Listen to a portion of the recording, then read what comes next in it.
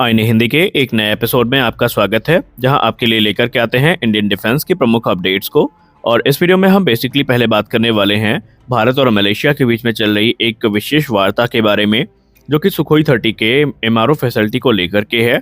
हम सब एक बात अच्छे से जानते हैं कि इस समय बहुत सारे देश ऐसे हैं जो कि अपने सुखोई 30 की फ्लीट को मेंटेन करने के लिए भारत की तरफ देख रहे हैं, क्योंकि रशिया यूक्रेन युद्ध के बाद रूस से उनको जो सपोर्ट है वो उतना अच्छा नहीं मिल पा रहा है। स्पेयर पार्ट्स की सप्लाई बाधित है और ऐसे में वो देश किसी ऐसे तीसरे देश की तरफ देख रहे हैं जो कि उनकी इन जरूरतों को पूरा कर सके। और ऐसे में भारत का नाम सबसे ऊपर लिया जा रहा है, क्योंकि हम सब एक बात अच्छे से जानते हैं कि भारत ने ना सिर्फ सुखोई 30 MKI के कई सारे कंपोनेंट्स को इंडिजनाइज किया है, बल्कि जो भारत के द्वारा अपग्रेड प्रोग्राम इनिशिएट किया गया है उसमें ये एयरक्राफ्ट 78% तक इंडिजनाइज होने वाला है। तो ऐसे में हाल ही में एक रिपोर्ट सामने आई है जहां पर बताया गया है कि मलेशिया में भारत के जो हाई कमिश्नर हैं BN रेड्डी सर, उन्होंने हाल ही में India Malaysia defence industrial corporation event को अटेंड किया था, जहां पर मलेशिया के डिफेंस और वहां के दूसरे जो टॉप अधिकारी थे वो मौजूद थे। और इस इवेंट में भारत और मलेशिया के बीच में जो अलग अलग क्षेत्र हैं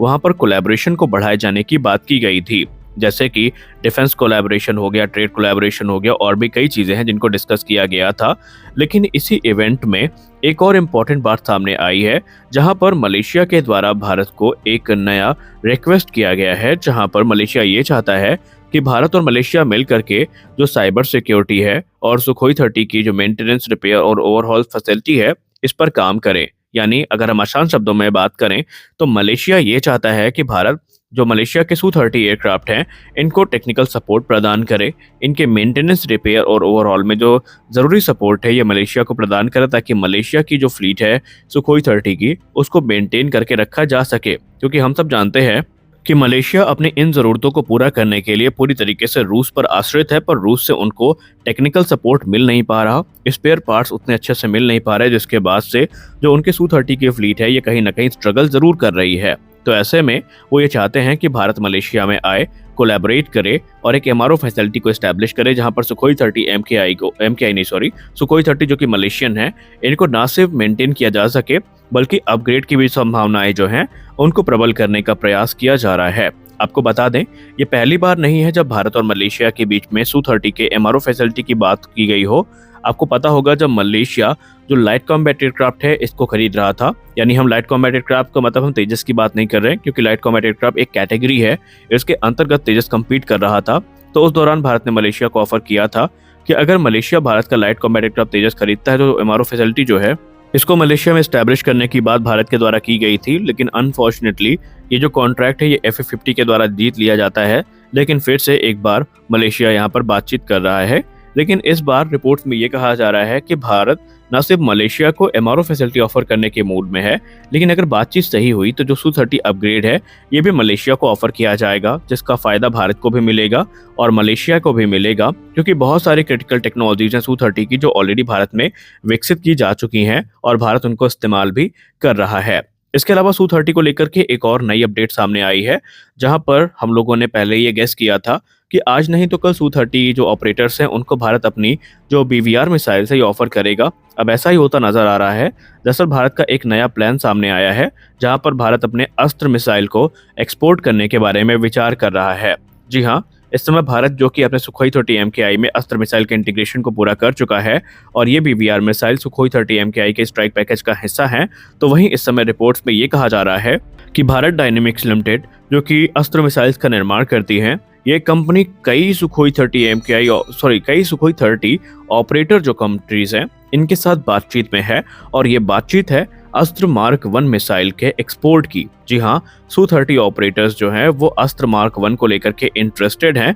क्योंकि ये सस्ती भी है और कैपेबिलिटी वाइज अपने कैटेगरी की दूसरी मिसाइल्स को कड़ी टक्कर देती है, और इसीलिए भारत के साथ वो इस मिसाइल को लेकर के बातचीत कर रहे हैं। और रिपोर्ट्स में तो ये भी कहा जा रहा है कि आने वाले भविष्य में इसके जो बड़े एक्सपोर्ट ऑर्डर हैं वो हमें देखने को मिल सकते हैं। और ऐसा क्यों है, आइए इसको भी समझ लेते हैं। दरअसल इस मिसाइल को Defence Research and Development Organisation के द्वारा विकसित किया गया है और इसको मैन्युफैक्चर किया जाता है भारत डायनेमिक्स लिमिटेड के द्वारा। ये एक superior air launch air to air missile है, यानी कि अगर हम बात करें तो ये एक अच्छा अल्टरनेटिव हो सकता है रशियन R-77 का, क्योंकि इसकी रेंज भी काफ़ी अच्छी है और इसमें जो एडवांस टेक्नोलॉजीज हैं ये भी इस्तेमाल करी गई हैं। भारत डायनामिक्स लिमिटेड के अधिकारियों का ये कहना है कि बहुत सारे देश जो कि रशियन फाइटर जेट्स को ऑपरेट करते हैं, उन्होंने जो अस्त्र मिसाइल है उनको अपने Su-30 प्लेटफॉर्म में इंटीग्रेट करने का निश्चय किया है और उन्होंने पूरा पक्का मन भी बना लिया है। इनफैक्ट भारत डायनामिक्स लिमिटेड का तो ये भी कहना है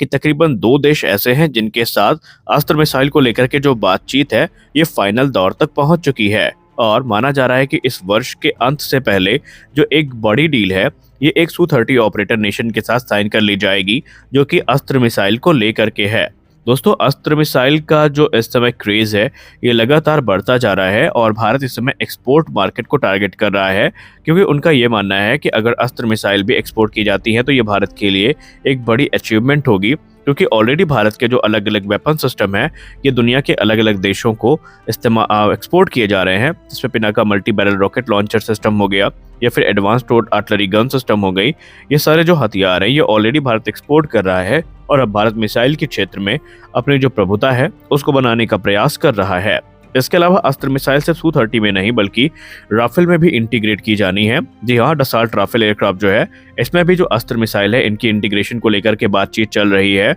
और अगर सब कुछ सही रहा तो आने वाले भविष्य में आपको राफेल फाइटर्स में भी ये मिसाइल देखने को मिलेंगी। और आपको मैं एक बात अभी से बता दें कि अगर राफेल फाइटर्स में ये मिसाइल इंटीग्रेट कर दी जाती हैं तो एक बात तय है, आज नहीं तो कल जितने भी राफेल ऑपरेटर्स हैं उनको ये मिसाइल ऑफर जरूर की जाएगी और ये चीज़ भारत के प्लान में भी शामिल है। इनफैक्ट भारत ने अपने लाइट कॉम्बैट एयरक्राफ्ट तेजस की पावर को बढ़ाने के लिए उसमें भी इन मिसाइल्स को इंटीग्रेट करना शुरू कर दिया है और अस्त्र के जो अलग अलग वेरिएंट है ये सभी हमें इन एयरक्राफ्ट में देखने को मिलेंगे, फिर चाहे वो Sukhoi 30 MKI हो, इसमें भी हमें अस्त्र मार्क 1, अस्त्र मार्क 2 और अस्त्र मार्क 3 देखने को मिलेंगी और तेजस में भी हमें अस्त्र सीरीज की तीनों मिसाइल्स देखने को मिलने वाली हैं और राफेल में भी अस्त्र मार्क 1 और अस्त्र मार्क 2 की जो बातचीत है ये चल रही है। और आपको बताते चलें कि Sukhoi 30 MKI फेजेस में अपग्रेड किए जाएंगे, जिसमें फर्स्ट फेज में इसके एवियोनिक्स पे ध्यान दिया जाएगा, जिसमें इसके रेडार और दूसरे जो सिस्टम्स हैं इनको अपग्रेड किया जाएगा। वहीं जो सेकंड फेज का अपग्रेड होगा उसमें जो वेपन्स हैं